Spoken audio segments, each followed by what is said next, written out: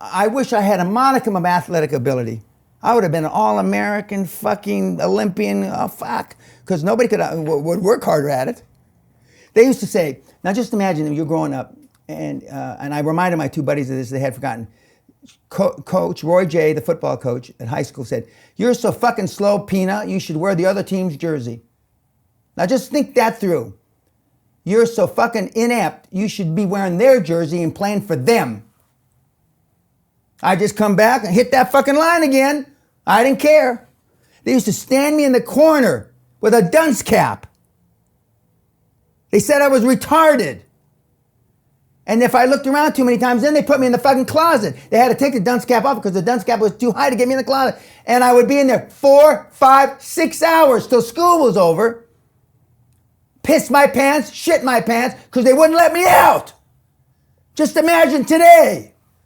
I had to school the LA School District when I was in the Army. Pena, you're the sorriest excuse of wetback Mexican guy. Then when I became an officer, you're the sorry excuse wetback officer. All my life, but I've never thought of it as being brutalized. I never thought of it that way. And you're glad that happened. Fucking right I am. Otherwise I'd be like these snowflake cunts. I mean, I can eat the heads off of 10 at a time. Literally. When that kid in Toronto says, "What do you do with a cricket bat?" I go, "Motherfucker, come here, you little..."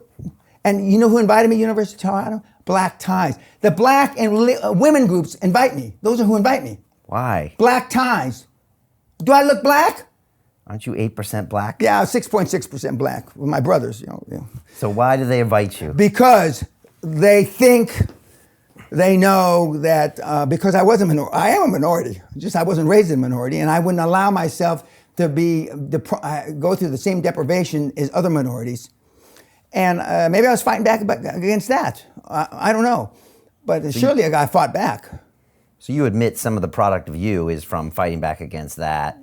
Yeah. But when they called me a retard and I was this and I was that, even when I became an officer and a gentleman, United States Congress said but they, going through the training process, they didn't treat you so well. Then once I became an officer and I'm at the Officers Club of Generals, and of course that's when I found out $1 million was, thank God for that guy inheriting that money. But you understand why it offends people so much. Oh yeah, sure I do. And why does it offend us so much? But what I tell my kids, although I don't, to the best of my knowledge, our 3 children haven't been discriminated against, I don't believe, other than being rich, which they do discriminate kids against you. My kids were embarrassed to come to school in a limo. The limo had to park 6, 8 blocks away. And then I asked the driver, "Jimmy, what? Oh, the children wouldn't let me take them to school. We dropped them off." "Well, how do you know they got to school, Jimmy?" "I watched them, boss. I watched them because I know you'd kill me if something happened to them. I watched them, boss." So it's not what happens to us in life, it's how we interpret what happens to us in life.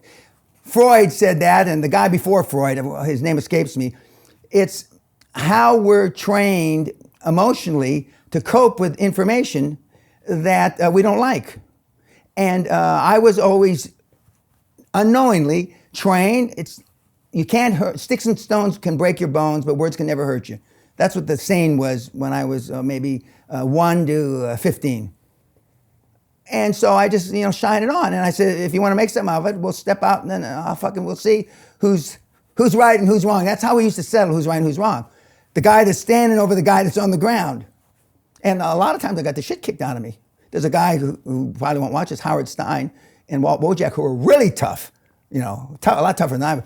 And I was bigger than he was, but he was like my baby brother, or my big brother, because whenever I get the shit kicked out of me, he'd go looking for him.